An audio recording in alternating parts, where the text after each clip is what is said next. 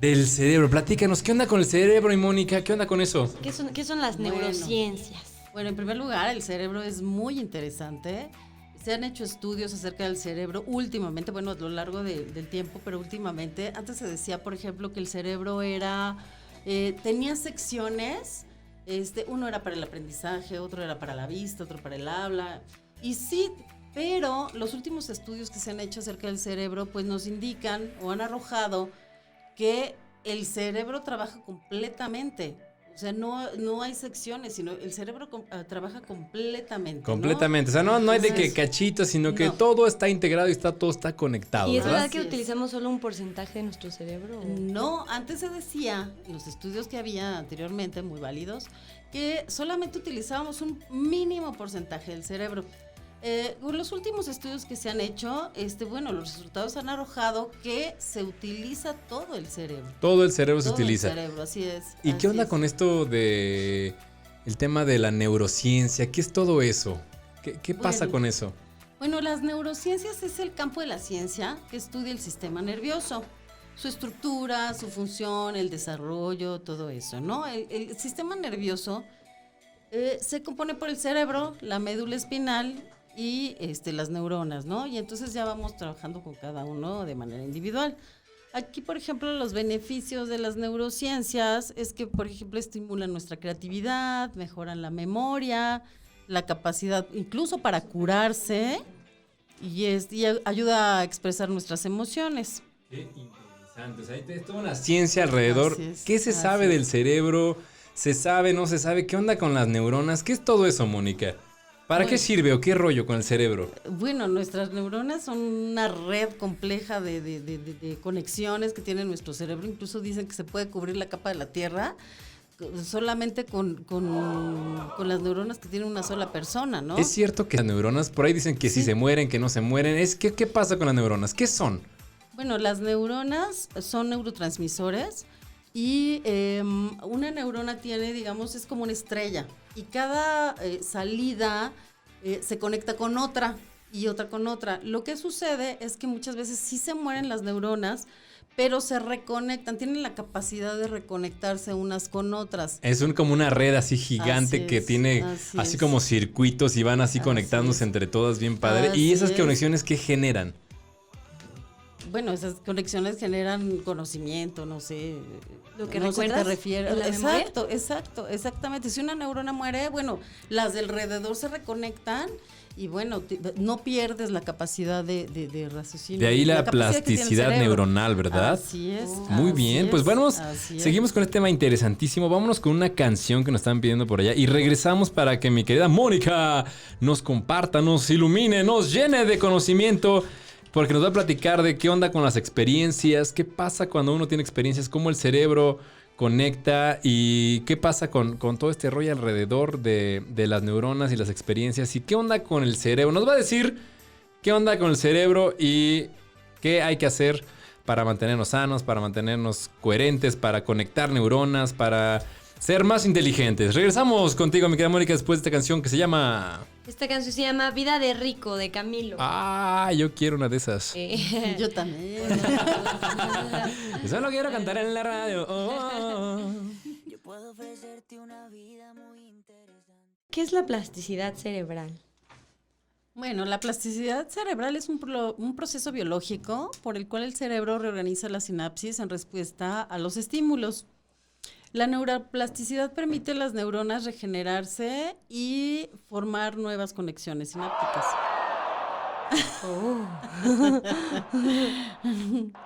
Y es la capacidad que tiene nuestro cerebro de aprender, de desaprender lo aprendido por medio de repeticiones y de adaptación.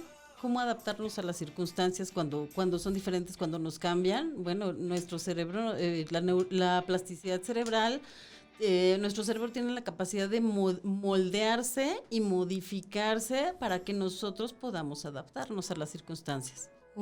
Y esto aplica, por ejemplo, cuando estamos aprendiendo una nueva habilidad, un nuevo deporte. No sé si estoy aprendiendo a tocar guitarra o a cantar o a correr. Y, por ejemplo, es verdad que cuando ya estás más grande es más lento el aprendizaje. ¿Y por qué? ¿O cómo es esto? Pues no, realmente nuestra plasticidad cerebral, incluso a la edad avanzada, como de 40, 50 años, 60 incluso, tenemos una gran plasticidad cerebral. Nuestro cerebro sigue funcionando muy bien. Sí, hay cosas que se olvidan, sí, pero la plasticidad cerebral y esa capacidad de adaptación y de modificación de nuestro cerebro para adaptarse a las circunstancias sigue intacta. Muy bien. Y, por ejemplo, respecto a los hábitos, ¿cómo es que vamos formando los hábitos? Porque yo sé que los seres humanos logramos concretar nuestros objetivos de vida y crecer nuestras habilidades a partir de hábitos. ¿Es verdad? ¿Y cómo funcionan los hábitos? Bueno, los hábitos es porque tú puedes programar a tu cerebro, o sea, a base de repeticiones. O sea, a base de repeticiones creas un hábito. Entonces, cuando tú haces repeticiones, nuestro cerebro se va acostumbrando, se va moldeando y va adquiriendo el conocimiento y lo va grabando. Entonces, al cabo de un tiempo, bueno, comúnmente se dice que son 21 días, pero bueno, el cerebro tiene su tiempo y cada persona tiene su tiempo.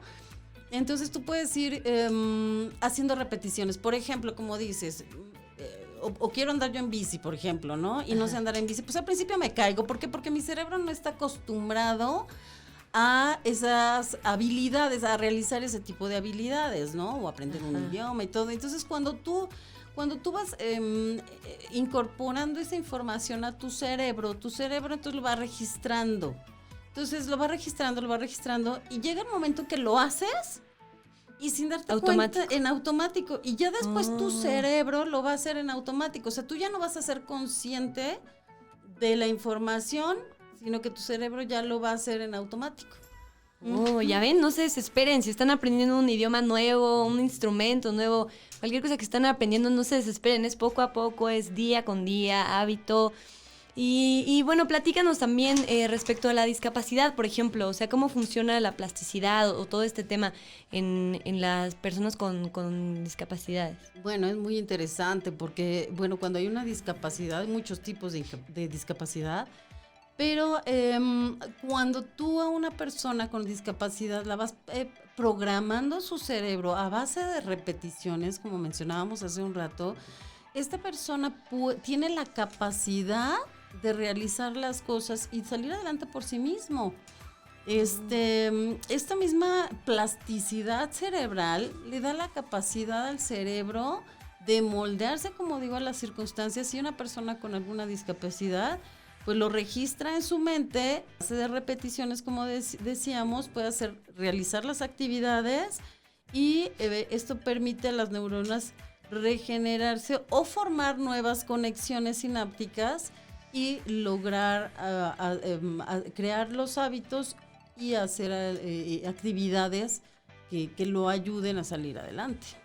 O sea, digamos que en realidad solo es diferente el proceso, o sea, es diferente. Funciona igual su cerebro, solamente que es que depende rápido, del tipo de discapacidad que se tenga, ¿no? Y entonces depende del tipo de discapacidad que se tenga, bueno, son los ejercicios que se hacen con la persona y esta persona pues puede llegar a salir adelante por sí mismo.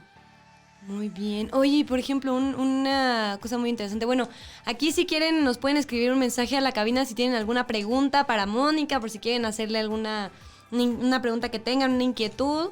Y oye, respecto a al síndrome de Asperger o Asperger, dicen que son personas súper inteligentes, pero no tienen muchas habilidades sociales. ¿Sabes respecto a cómo funciona sobre su plasticidad cerebral algo? Bueno, el síndrome de Asperger es puede ser una discapacidad, pero es algo muy leve. Digamos que es ¿cómo se llama? Patología, no. Es un trastorno del aspecto autista, pero es el menos grave. Es un tipo de autismo, ¿no? Es un tipo de autismo, pero es el menos grave, es el más leve que existe. Ok. Así, pero su tratamiento consiste en terapia conductual y la formación de la comunicación y bueno, un poco de adaptación hacia el medio, hacia la socialización, porque tienen mucho miedo de socializar. Son muy inteligentes, eso sí, tienen una inteligencia incluso mucho más alta a veces de lo normal, pero su capacidad de socialización es la que la que les impide pues desarrollarse de manera comúnmente normal, entre comillas, ¿no? Normal, porque, entre pues, comillas, porque son normales, exactamente. Sí, todo es normal. Así es. Y tiene dificultades en la comunicación social y en la flexibilidad del pensamiento y de su comportamiento. Pero su lenguaje, pues normalmente es fluido y, pues como te digo, su capacidad intelectual es media o incluso mayor a la media. Bueno, se hizo un experimento hace tiempo en el que una persona, no recuerdo en este momento el nombre, pero esta persona le gustaba andar en bicicleta. Y esa bicicleta le pidió a unos ingenieros que la estructuraran de manera invertida. Es decir, cuando giras el volante a la derecha, como normalmente lo haces, te subes una bici, giras a la derecha, pues te vas hacia la derecha, y si giras a la izquierda, te vas hacia la izquierda. Pero él lo que quiso hacer es que cuando giraras el volante a la derecha, la bici se fuera hacia la izquierda y viceversa. Si no tú, manches, qué horror. Así es, y si tú girabas el volante a la izquierda, la bici se iba hacia el lado derecho. Entonces, ¿qué pasa? No sé si lo han intentado, pero sería maravilloso que lo intentaran, porque en realidad no se puede. O sea, uno lo ve fácil desde atrás, ¿no? Pero si tú te subes a la bici y dices, no, pues me subo, ay, pues ¿qué trabajo puede costar, no? Si giro el volante a la derecha y me voy a la izquierda, pues nomás le invierto mis conexiones, ¿no? Sí, automático. Automático. Pero ¿qué cambias pasa? La direccional de lado, ¿no? Como hace rato que veníamos de camino a la cabina y una camioneta traía su direccional hacia la izquierda y dio vuelta a la derecha. Así es. ¿Y entonces qué? Como que así de, ¿va o viene árbitro? o hacia dónde? Exactamente. Entonces, esta es una forma de ejemplificar la plasticidad cerebral. Porque, ¿qué pasa? Bueno, en un principio te subes y sientes frustración, te caes 1000 veces, bueno, esta persona esto le pasó, no se caía y se volvía a caer y no tenía la capacidad de subirse a la bici, girar hacia la derecha e irse a la izquierda, o sea, no, se caía. ¿Por qué? Porque su cuerpo su cerebro habría aprendido que si tú girabas a la derecha, te ibas a la derecha, y si girabas a la izquierda, ibas a la izquierda. Entonces, claro, la plasticidad cerebral también tiene la capacidad, o sea, el cerebro tiene la capacidad de aprender, pero también de desaprender lo aprendido. Entonces, el cerebro tenía el conocimiento de cómo manejar una bicicleta en forma normal para nosotros, ¿no? Lo ya aprendido. Pero ¿qué pasa? Que el cerebro no tenía el entendimiento para manejarla de modo inverso. Entonces, ¿qué pasa? O sea, esto era un algoritmo complicado, ¿no? Era aplicar fuerza de piernas, brazos, para que fuera hacia un lado y el cerebro va para el mismo lado. Claro, entonces había que desaprender, ¿no? El cerebro no podía manejar ya este algoritmo de manera inversa. Entonces es un proceso igual que el del aprendizaje, ¿no? Tienes que repetir día con día, como así es, irlo trabajando. Así es. Entonces esta persona durante 8 meses, todos los días, se subía a la bici, incluso fue a dar conferencias y pláticas, e invitaba a la gente. Subía su bicicleta al podio y le decía, súbete a la bicicleta. Y todos decían, sí, se puede. Y subían las personas y trataban de hacerlo y no podían manejar la bicicleta de modo inverso. No manches, qué horror. Exactamente. Oye, ¿no? ¿y es verdad que un cerebro bien desarrollado nos podía hacer volar o viajar en el tiempo? Bueno, para eso se necesitan muchísimos estudios y muchísimos años. Exactamente, viajar en el tiempo, bueno, solamente de manera interna, ¿no? Una buena meditación. Tú puedes echar a volar tu cerebro hasta donde quieras. Claro. Y viajar en el tiempo. Incluso se habla de educar nuestro cerebro también, hay que educarlo, también tiene que ver con sí, eso. porque también si vuela. yo quiero llegar a volar algún día, tengo que educar a mi cerebro para poder volar. Bueno, y a mi cuerpo también, ¿no? Porque no creo que los humanos estemos aerodinámicamente predispuestos para poder volar. Exactamente, sí, no se necesitan preparaciones de otro tipo. Pero bueno, Entonces el cerebro pues no puede manejar esta cuestión, ¿no? Inversa. Entonces, el cerebro tiene una posición rígida, o sea, él le aprendió una manera de hacer las cosas y no se puede cambiar intempestivamente. Entonces, ¿qué pasa? En el día a día, hay que hacer repeticiones y de repente, de un día a otro, esta persona pudo lograrlo.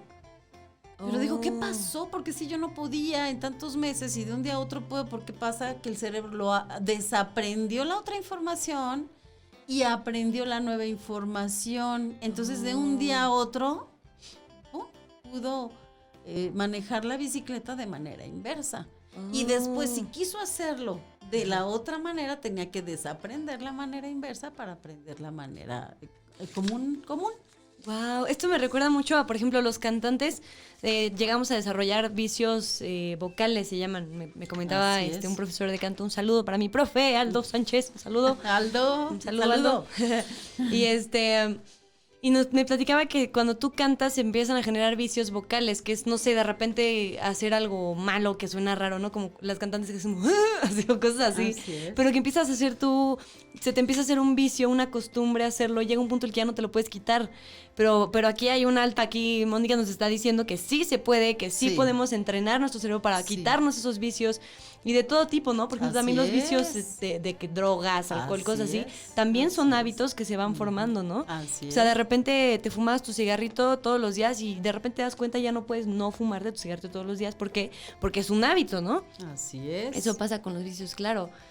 Así es, por eso se dice que hay que educar a nuestro cerebro. Tenemos la capacidad de educarlo y de alguna manera domarlo.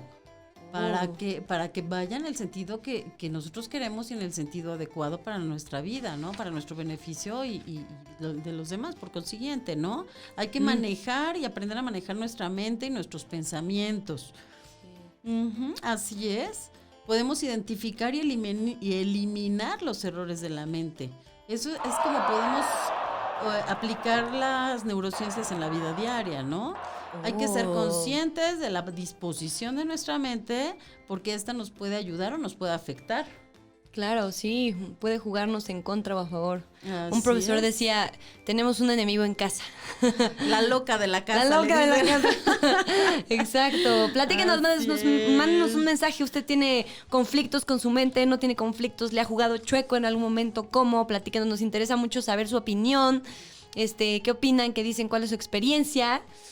Y pues muchísimas gracias a Mónica. Un aplauso por haber estado aquí con nosotros. Gracias. Dice gracias cuando quieran.